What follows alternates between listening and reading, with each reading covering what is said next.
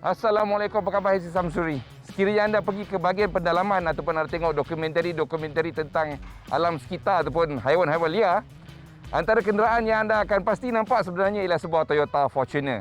Jika dulu we have the Land Rovers and then we have the Land Cruiser, but lately ramai yang bertukar kepada Toyota Fortuner. Fortuner ni is a new world legend. Dan bersama dengan saya, dengan bentuk depan legenda ni, tak lain tak bukan Toyota Fortuner dengan enjin 2.8 liter turbo diesel. Ya, ada yang kata mahal, ada yang kata berbaloi mahal. So, hari ni kita cuba dan kita tengok sendiri. Kenapa harga dia RM203,000? Tapi sebelum tu jangan lupa tekan butang subscribe dan picit-picit butang follow tu. InsyaAllah ada kebaikannya. Yes.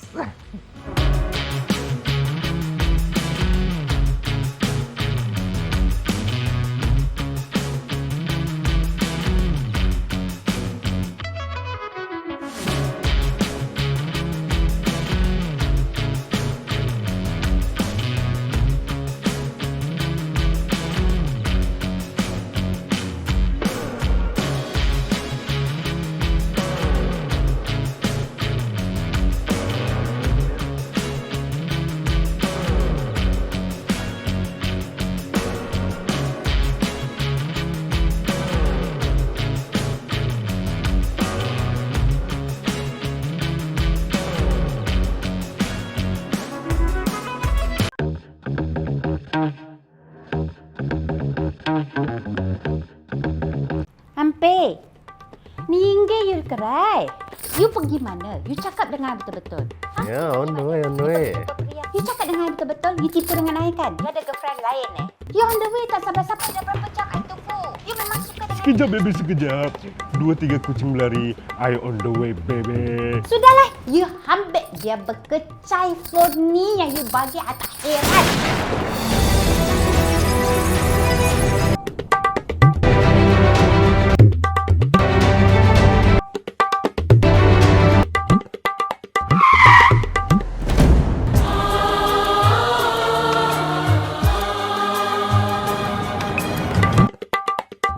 Bendix, pasti tiada sesalan di hati. Fortuner di Malaysia untuk Fortuner facelift ni yang datang dalam 3 varian. Nombor 1 ialah 2.4 liter petrol dengan harga RM167,300 lebih. Yang itu hanya untuk Sabah dan Sarawak. And then you have the petrol 2.7 SRZ 4x4 dengan harga RM172,200 lebih.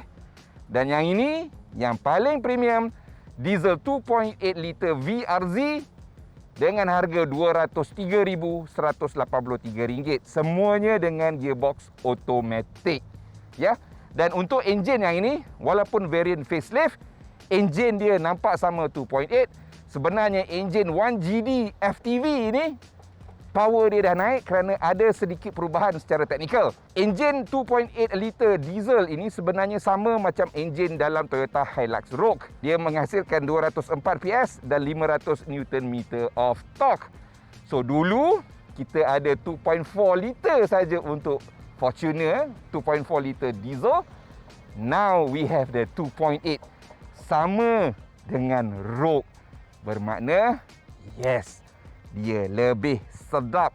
Dan untuk varian ini dan juga 2.7 liter petrol, dua-dua dapat limited slip diff secara standard. Boot belakang ni boleh buka guna kaki juga. Bila dia nak lah. Kalau dia tak nak pun tak apa, guna tangan. Picit button dah tu.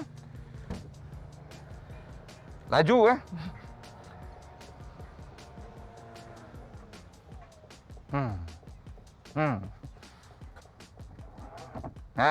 okey. So, macam saya cakap, sebabkan dia leather frame. So, bila dia leather frame, body ni duduk di atas rangka. So, dia tinggi. Jangan bandingkan dengan CR-V, X-Trail ataupun CX-5, CX-8, CX-9. Itu semua monocoque. So, body dia boleh, lantai boleh lagi rendah. Untuk ini tak boleh. Lantai dia tinggi ni je lah. Sebab tu dia sedikit compact kat dalam dia ni. Dan yang ini, boleh lipat macam Alphard. Boleh lipat kat tepi, ni pun boleh lipat tepi macam Innova jugalah. Bawah ni tak ada apa-apa. Bawah ni ada tayar spare. So tu dia lah. Okey. Ada trade off dia. This is part of the trade off tempat belakang ni. Tapi orang macam saya boleh duduk dekat belakang. Okey, mungkin kurang selesa sikit tapi boleh. Untuk yang saiz sederhana, insyaAllah memang muat dekat belakang ni lah. Alright, jom kita bawa penatang ni.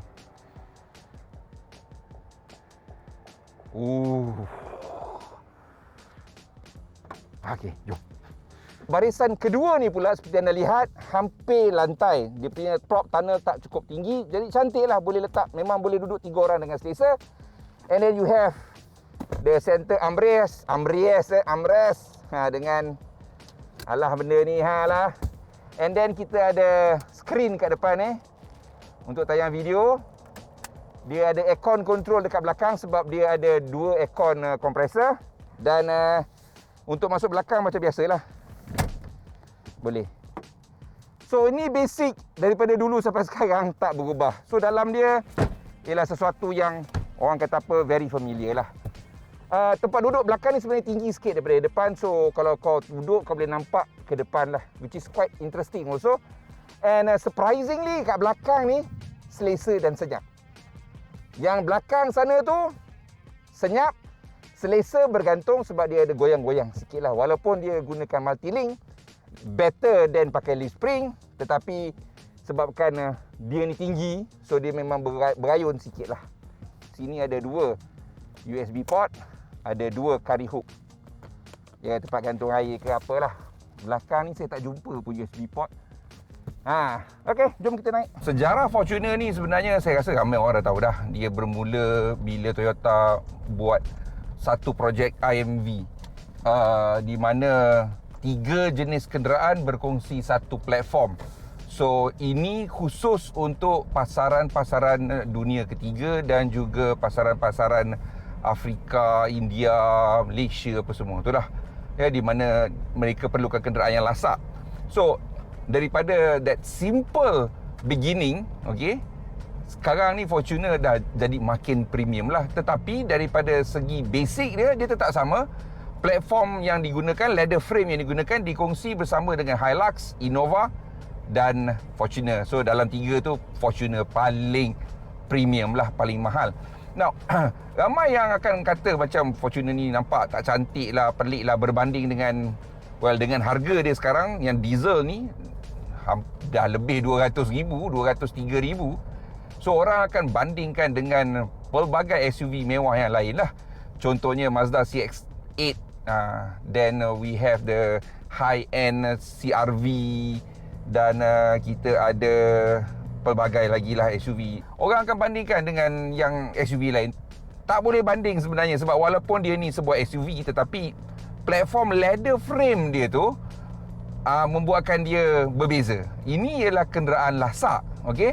Ini adalah kenderaan lasak di mana kalau anda nak masuk off-road ke jalan tak rata, jalan bingkar-bingkuk ke, anda nak satu kenderaan yang anda boleh belasah kan, inilah dia. Boleh tanyalah mana-mana owner Fortuner ni kan, kenderaan mereka dah 5 tahun, 6 tahun, tetapi dia orang punya, orang kata apa, durability dia kan, lasak dia tu kan, they are very happy with their Fortuners, okey? Dah lah maintenance mudah dan murah, jarang benda rosak walaupun dia orang belasah macam nak gila. Dan kegunaan dia ni pun semakin lama semakin relevan untuk ramai banyak bidang. Contohnya sekiranya anda arkitek, nak tengok apa construction site, pakai benda macam ni lah. Anda nak bawa klien ataupun orang nak pergi lawat site, pakai benda ni lah. Kalau kita tak ada company pun, kita lifestyle kita nak pergi memancing apa, kita nak pergi camping ke, bawa family ke, yang inilah. Sebab ini boleh masuk 7 orang. Ya, 7 orang. So kita tak boleh bandingkan dengan CX-8 for example. Yang itu ada 7-seater dengan 6-seater. Yang tu ya betul memang lebih mewah, dalam lebih cantik, lebih luas, lebih senyap. Tetapi kau tak boleh pergi off-road dengan benda-benda tu. Benda-benda tu dia punya all-wheel drive system is more for pasir-pasir sikit dan sebenarnya untuk salji lah. So kat Malaysia ni kalau keluar salji, korang bertobat lah cepat-cepat. So tak boleh nak lawan, tak boleh nak banding function dia ni. Okey, ni memang lain. Ini dah macam Land Rover, Land Cruiser lah. Land Cruiser mahal. Dan kalau anda kata mahal harga dia 204,000 untuk yang ni, yang enjin diesel ni, then anda silap. Sebab kalau kau check balik, dulu dia ada pelawan dia. Okey, Fortuner kita ada Isuzu Mu-X, then Mitsubishi ada Pajero Sport, and then from Ford we have the Everest. Sekarang ni yang tinggal Fortuner sahaja. Isuzu dah tak jual MU-X. Mitsubishi sampai sekarang dia tak nak bawa masuk Pajero Sport yang generasi terkini. Cuma saya silap, ada satu yang masuk, iaitu Ford Everest. Ya, Ford Sime Darby dia bawa masuk balik Everest, tapi dulu dia ada dua spek, yang rendah 2.2 dengan yang premium 3.2. Sekarang cuma ada satu saja, enjin 2 liter bi-turbo dengan 10 speed gearbox, sama macam Wildtrak ataupun Raptor. Harga dia, yang ini kalau termahal 204. Ford Everest harga dia sekarang 260,000. Ya, 260,000. Gila kau. Bila kau dengar harga Everest tu 260,000, then Fortuner ni macam, murah lah Fortuner ni. Nah, untuk yang ini, Fortuner ni, kalau anda berminat lah, saya cadangkan lah, ada satu je option yang anda patut beli, which is the diesel. Diesel ni bagus untuk kenderaan yang besar dan berat, macam Fortuner ni. Okey, benda ni besar bang dan berat. Dia boleh rasa. Dan walaupun dia pakai suspension multi-link kat belakang, dia tak macam Hilux. Hilux pakai leaf spring, dia pakai multi-link macam Innova. So dia lebih selesa daripada Rogue. Cuma Hilux Rogue tu, saya rasa Hilux Rogue tu kurang membuai berbanding dengan ini dia punya layan goyang dia macam layan kapal juga sikit lah. Tetapi boleh layan. Lama-lama kau akan rindu dia punya goyang dia tu, which is not too bad. Cuma mungkin penumpang yang mana cepat mabuk tu dia akan muntah lah. Yang klasik tu dia akan cepat muntah lah, ya. When it comes to Fortuner dengan Innova lah, diorang memang takjub. Sebabnya untuk kenderaan leather frame, macam mana Toyota boleh buat dia punya ride quality very refined. Maknanya sangat selesa. Ya Allah, kau langgar lubang pun kau tak rasa lubang tu. Saya bawa pergi Ipoh itu, atas highway saya rasa ride dia masih a bit choppy at times bila laju. Saya tak berapa suka tu. Corner memang roll dia banyak lah, tapi taklah banyak sangat. Cuma perlu ingat, ini berat dan dia tinggi. So janganlah belasah macam kereta, ataupun macam kau bawa CR-V, X-Trail, CX-5 tu, jangan. Engine diesel yang ini 2.8 ni, SRZ ni, this is the top of the line. Harga dia RM203,183. Itu betul harga dia, ya. So yang ini enjin dia 2.8 liter turbo diesel menghasilkan 204 PS dan 500 Nm of torque. So ni jauh lebih power daripada enjin 2.8 yang dulu. Yang dulu cuma 150 PS dengan 400 Nm. So yang ni 500 Nm. Ni lagi power. 2.8 diesel ni dengan 2.7 petrol tu, dia dapat rear limited slip diff standard. Yes. Tetapi untuk diesel ni, ini satu-satunya Fortuner yang ada muka lain kat depan. Dia punya grill depan dia tu Legender. Macam spek Thailand lah. So bentuk dia tu lah, saya memang tertarik dengan lampu dia tu, by LED depan tu, macam Audi pun ada, ya.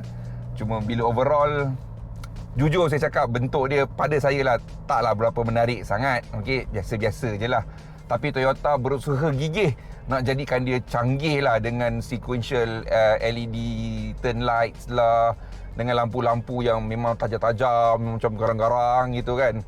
Bahagian dalam dia ni memang mengingatkan saya pada Rogue lah, sebab dia orang semua sekelompok. So you have black lining apa semua ni lah. Nak kata dia mewah sangat, taklah. Kita hard plastik bersepah-sepah lagi kat sini ni. Cuma ada sikit-sikit lah soft touch dekat atas meter ni sikit, dengan tu lah. Dan macam Hilux juga, tak banyak tempat letak barang sebenarnya kat dalam ni. Ada pun tersorok, macamnya dashboard tu, glove box ada 2 atas bawah. Tapi kat ruang tengah ni, there's only 3 tempat letak barang dia tu. Kat depan ni, itu tempat cup holder dengan ada satu tray kecil, dan dalam center console ni. Okay. Now, bahagian tengah tu saya suka sebab dia rata. So leg room tengah tu memang luas, cukup luas. So as a family car, kereta ni okey. Tapi kalau kita pakai semua barisan seat, then boot dia memang kecil lah. Kena carilah tulis letak dekat atas tu. Memang sakit lah kau nak access, sebab dah lah kereta ni tinggi. Kau letak lagi kotak kat atas tu, nak masuk tol pun belum tentu lagi lepas kat bahagian kereta. Silap kena masuk bahagian lori kot. Perubahan lain yang saya nampak ketara dan menarik ialah sistem entertainment dia dengan touch screen besar kat depan. You have Apple CarPlay, Android Auto. Audio system quality pun menarik. Then you have wireless charging untuk phone dekat tengah center console ni. And daripada segi keselamatan, Toyota Safety Sense TSS tu pun ada dalam kereta ni. Untuk diesel ni semua lengkap sekali. Ya, kita ada dynamic radar cruise control, pre-collision system, lane departure alert dan your assist function. So banyak. Tapi macam biasalah Toyota, bila dia buat benda-benda canggih ni, kau nak cocok USB port tu kesambung ke phone kau tu, dia punya USB port tu ada kat tengah skrin ni. So terjuntailah kabel-kabel kat situ. So to me tak nampak kemas lah. Dan apa yang ada dekat audio system tak akan di-display kat center dekat meter display ni. Dia sebenarnya dua separate system, dia tak bersambung. Bermakna Toyota masih lagi menggunakan sistem plug and play untuk dia punya entertainment system. Boleh cabut keluar masuk yang lain, cabut masuk ke yang lain. Tak ada kena-mengena dengan sistem tengah ni, which to me dengan harga 200,000, sepatutnya tak berlaku lah. Ya, sepatutnya tak berlaku. Because dengan harga 200,000, kecanggihan yang patut ada banyak lagi. Okey, contohnya tengok Volkswagen Tiguan. Ya, benda tu harga dia bawah 200,000. 160 je. Tapi kau tengok dalam dia macam-macam elektronik gadget yang ada. Yang ini ni memang dia simple sesimpel-simpelnya. Adalah sedikit cubaan jadi mewah. Tetapi the bulk of the money, duit kau yang banyak-banyak berlebih kau bayar untuk beli Fortuner ni, pergi dekat mana? Dua benda. Nombor satu, keyakinan kepada jenama Toyota. So Toyota ni orang tahu memang problem free, trouble free, boleh diharap. Nombor dua, leather frame chassis. Maknanya dia ialah satu SUV yang kau betul-betul boleh melasak masuk ke hutan ke apa ke, boleh. Antara kau nak ke tak nak sahaja. Apa barang kita test on road je kan. So kali ni kita ke M4 Track di Semenyih. Di tempat di mana kita train kenderaan 4x4. Bukan kenderaan, kita train pemandu dia. So di sini anda boleh tengok betapa curamnya benda ni. Dan kita minta master dia lah, Encik Derek, trainer dia sendiri, instructor dia sendiri, untuk bawa sendiri Fortuner tu untuk naik ke sini. Aku boleh bawa, tapi bagi master bawa dan biar dia cerita pendapat dia lah. Kita akan naik Bukit Curam ni dan kemudian kita akan turun.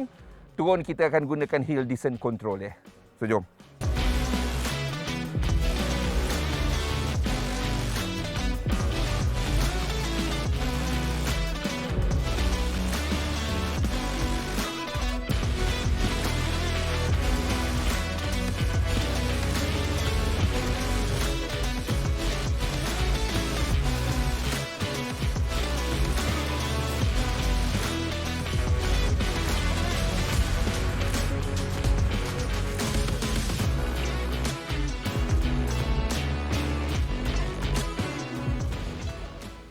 Kita dah tengok dia naik bukit dengan turun bukit. Bukit curam tu, nak mengah juga aku nak manjat. So, saya ingat saya ni orang Pantai Timur, banjir ni sinonim lah. Rupanya duduk KL lagi banyak banjir, bye. Dan untuk Fortuner, maximum wading depth dia ialah pada 700 mm. So, berapa dalam 700 mm tu? Kami di M4 Track ada tempat nak test redah air. Dan kedalaman dia boleh diubah. Hari ini M4 Track telah readykan tempat meredah ni. Kedalaman dia 700 mm. So kita tengok dengan Fortuner berapa dalam sebenarnya 700 mm itu.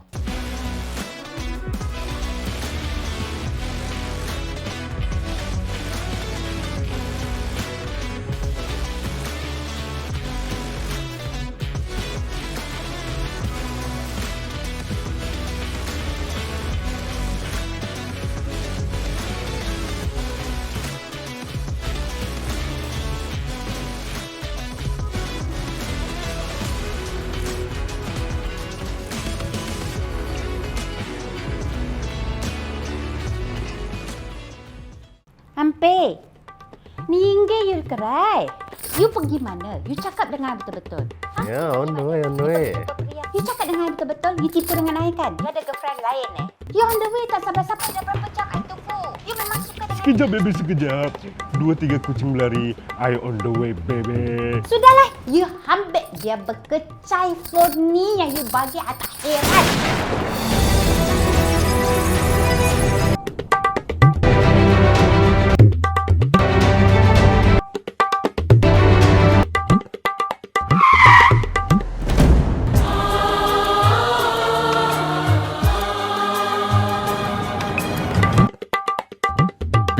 pasti tiada sesalan di hati. First thing first, thank you for coming. Selalu Hazari call saja, kita memang excited because we don't know what he is going to bring to us. So today we have the Fortuner. If you haven't watched our first introductory video, my name is Derek. I'm the lead trainer here at M4 Track. Hari ini kita memang bernasib dapat test Toyota Fortuner VRC. Dalam off-road, banyak 4-wheel drive yang kita pernah cuba. At the end of the day, it's always about traction. So, dalam dunia off-road, to have traction, you're talking about torque. This Fortuner VRZ is making 500 Newton meters at a very low 1006 RPM. Kita try hill climb tadi. Hill climb tu 40 degree curamnya. Surface dia cement, maknanya high traction surface. So, untuk high traction surface, saya tak perlu nak bawa momentum sangat. I just rely on its engine torque.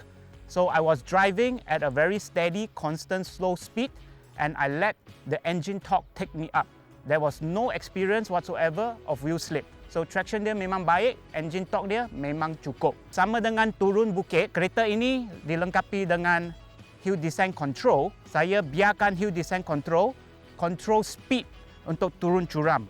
So dengan engine torque-nya yang tinggi, tak ada masalah pun engine braking dia boleh control kereta untuk turun dengan selamat.